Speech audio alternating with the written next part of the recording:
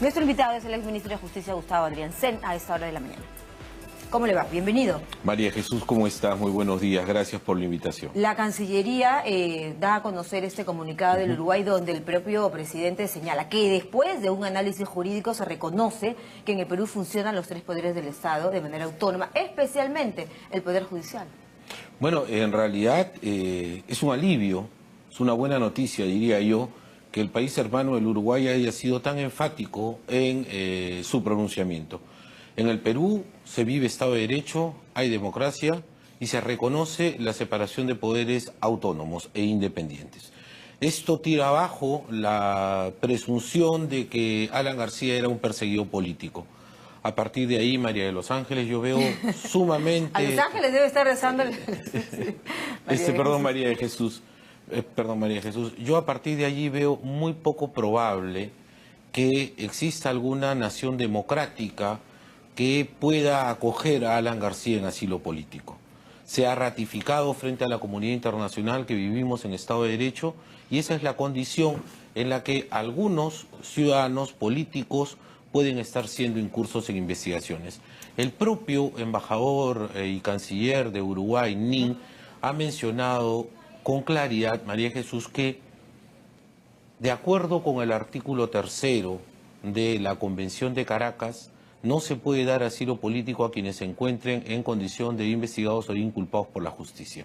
Ese, entre otros fundamentos jurídicos, ha sido los que ha invocado el Uruguay para negar el asilo político a García. Como correspondía, fue invitado a retirarse de la embajada y según he escuchado, cuando venía al abogado se encontraría en casa de alguna de sus hijas. De alguna de sus hijas de Carla García. Aún no ha sido confirmado, es lo que se rumora, es lo que se señala, dado que el vehículo en el que habría salido el expresidente es donde siempre Carla García iba a visitar a su padre. Lo que sí es un hecho absolutamente confirmado por el propio embajador es que ha dejado la residencia y que nuestra Cancillería conoció de este anuncio, de esta decisión, media hora antes incluso, como tiene que ser seguramente ya en las líneas diplomáticas. En los planos diplomáticos, en efecto, así es. Ministro, señora Adrián, ¿cuál es la situación ahora de Alan García? Porque, por ejemplo, usted señala, al igual que Pedro Catiriano, que probablemente no haya otra nación que lo quisiera acoger, dado que Uruguay ha sido enfático en señalar que sobre el análisis jurídico no es un perseguido político.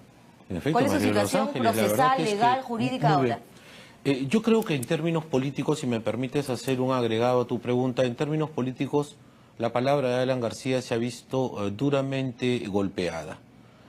Afectada por un descrédito, el oportunismo de García lo llevó a solicitar un asilo político que finalmente ha sido denegado, pese a que días antes, horas antes, había ratificado su voluntad de quedarse en el Perú, pese a que él había dicho que nada debe, nada teme, pese a que él había dicho yo no me corro.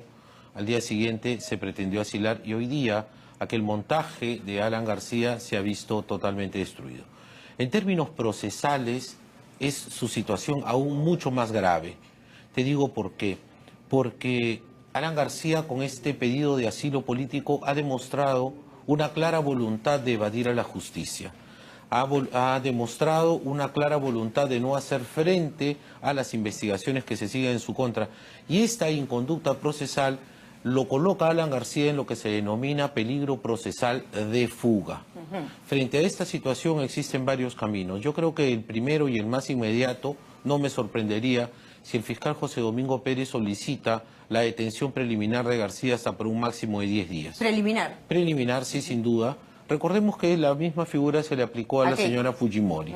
Estos 10 días podrían permitir a la Fiscalía para terminar de afinar una acusación en la que se le diga al juez de la causa, mire usted, es imprescindible dictar una detención preliminar hasta por un número de meses determinados, toda vez que el señor García demuestra peligro procesal evidentemente de una forma. El haber pedido ya un asilo, ¿no es cierto?, el haber buscado asilarse y salir del país, ¿es una clara muestra de obstrucción a la investigación? Yo no dudo que así sea, y de voluntad de evadir a la justicia. Sin duda alguna, el asilo político está contemplado como un derecho, pero lo que no ampara a la justicia es el abuso del derecho. Es decir, yo no puedo pedir un asilo político si no tengo una razón cierta y evidente, y el Uruguay le ha dicho, esa razón no existía. luego de estudiar más de 1000 hojas, Sí, han sin dicho, duda alguna, y sin además duda. la jurídica de Cancillería uruguaya es la que recomienda al presidente de su país, sobre la base de un análisis jurídico, que esto no va, esto no procede. Doctora Adriansen, volvemos entonces ahora a la situación de Alan García, de cuando el fiscal autoriza este impedimento de salida del país por 2 años. Hasta ahí nos hemos quedado en esta investigación. Sí. ¿Qué seguiría ahora? ¿Qué podría determinar el juez sobre el pedido de Concepción Carhuancho, que fue el caso Mira, de Domingo Pérez? Mira, el proceso de investigación ha continuado aun cuando García había solicitado el asilo. No tenía por qué detenerse. Lo único que teníamos hasta antes del asilo era un simple impedimento de salida del país que el presidente malinterpretó como una persecución política y lo utilizó como un pretexto. No, y algunos seguidores de él dijeron que manejaban una información de una inminente detención.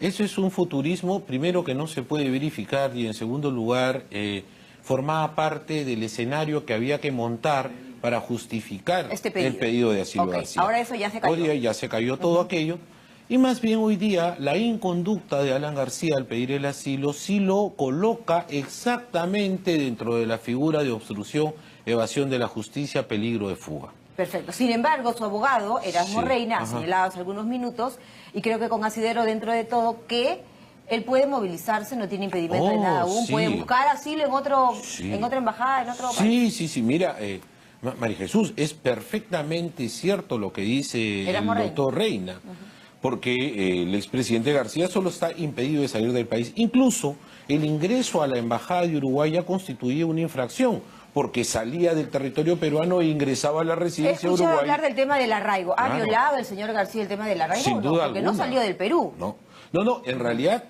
sí salió del Perú porque ingresó a la residencia del embajador, que goza de extraterritorialidad. Es decir, eso no es territorio peruano. Si hubiese sido territorio peruano hubiésemos podido ir como autoridad y sacarlo de ahí. No podíamos violar aquí. Extraterritorialmente es Uruguay. Sí, es una figura jurídica que se reconoce como violó, ¿no? Entonces el arraigo. Sí, por supuesto, viola el arraigo que se le había exigido de impedimento de salida del país. ¿A qué podría conllevar esta...?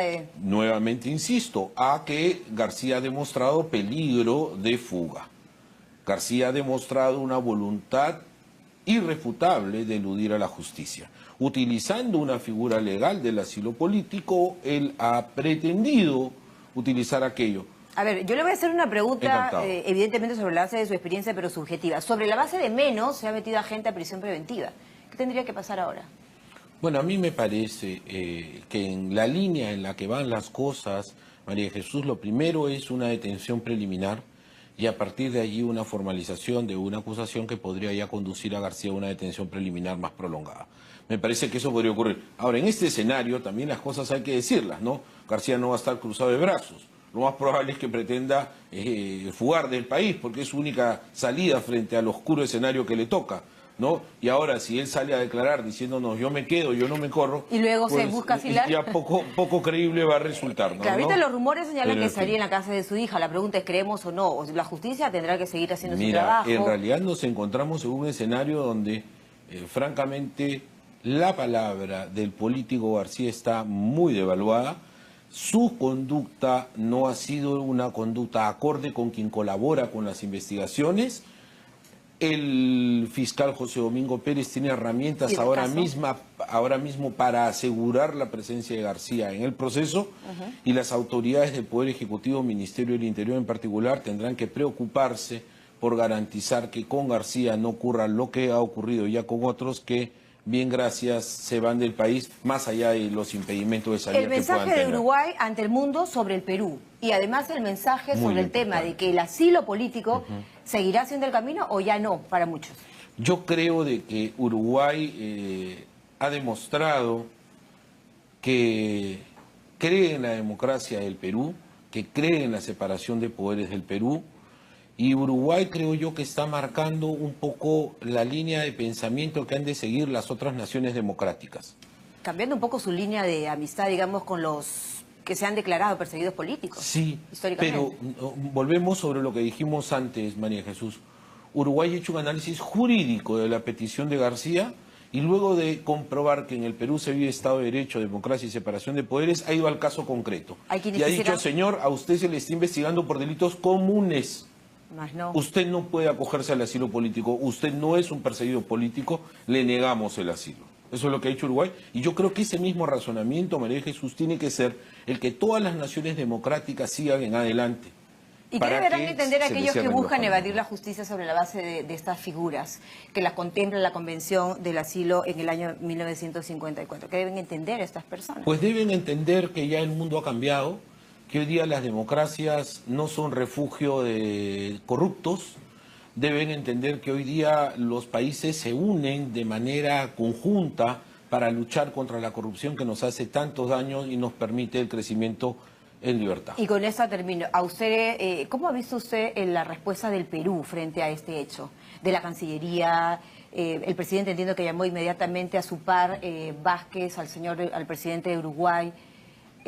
¿Cómo ha visto en general la respuesta? Yo creo que ha sido algo muy importante. Lo escuché al presidente Tabaré Vázquez y dijo lo que tú acabas de mencionar, María Jesús.